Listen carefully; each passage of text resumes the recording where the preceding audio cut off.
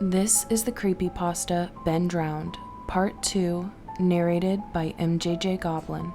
I'm gonna post about what happened and link the video footage, but last night everything got too real for me. I think I'm done messing around with this. I passed out pretty much immediately after making that thread, but last night, the Elegy of Emptiness statue, I had a dream about it. I dreamed that it was following me.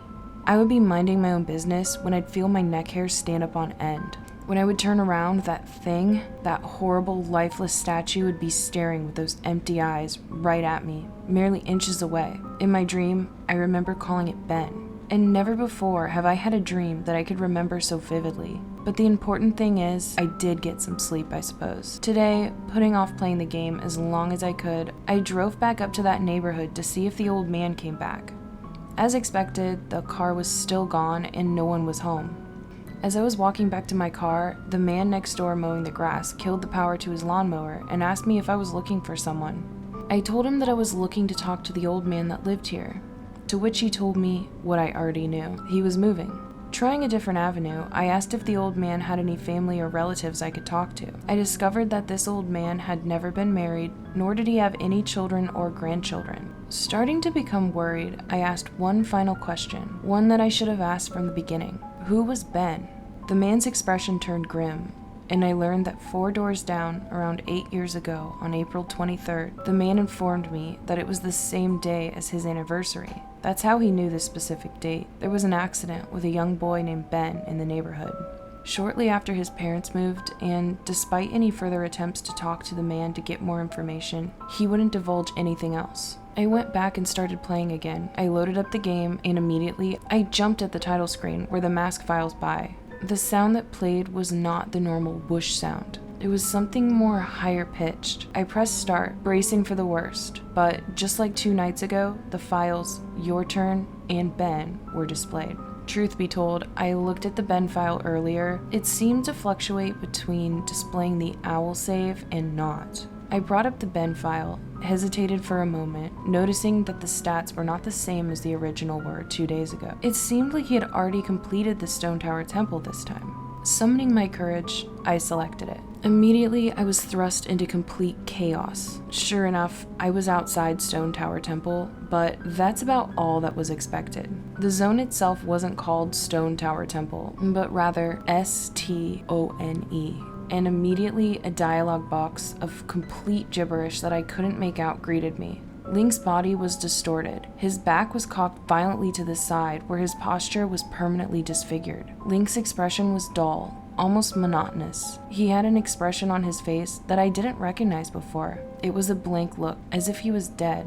As Link stood there, his body spasmed irregularly back and forth. I examined what had become of my avatar and noticed I had a C button item I had never seen before. Some kind of note, but pressing it did nothing. Sounds played back and forth that I didn't recognize from the game, almost demonic in nature, and there was some kind of high-pitched yip or some kind of laugh or something played in the background. I had all of 2 minutes to take in the environment before another one of those Elegy of Emptiness statues was summoned, and immediately after I was cut into the Dawn of a New Day screen, except this time it was without the 8 vertical bracket subtext. I was a Deku scrub in the clock town. This scene would normally play after the first time you traveled back in time. Tattle would say, "What just happened?" It's as if everything has... But instead of saying started over, she finished her remark in broken text, as the laugh of the happy masked salesman played in the background. I was put back in control of my character, and from that messed up camera angle, I was looking from behind the door to the clock tower, watching my avatar run around as a Deku scrub. Seeing as how I really had no place to go because I couldn't see anything, I begrudgingly went inside the door. There, I was greeted by the happy masked salesman, who simply told me, "You've met with a terrible fate, haven't you?" Before the screen whited out, I was in Termina Field as a human again. I might as well not have been playing the same game anymore. I was being warped around, and there was no sign of a day clock or anything. I took a moment to get my bearings as I looked around the field, and immediately I could tell that this was not normal. There were no enemies, and a twisted version of the Happy Masked Salesman theme was playing. I decided to run towards Woodfall before I noticed a gathering of 3 figures off to the side, one of them being Epona. As I approached them, to my horror, I saw the happy masked salesman, the skull kid, and the Elegy of Emptiness statue just standing there. I figured maybe they were bugged out, but by now I told myself that I should know better. Nevertheless, I approached them carefully and found that the skull kid was playing some kind of idle animation on loop. Same with Epona, and the Elegy of Emptiness statue was doing what it has been doing all along, just standing there.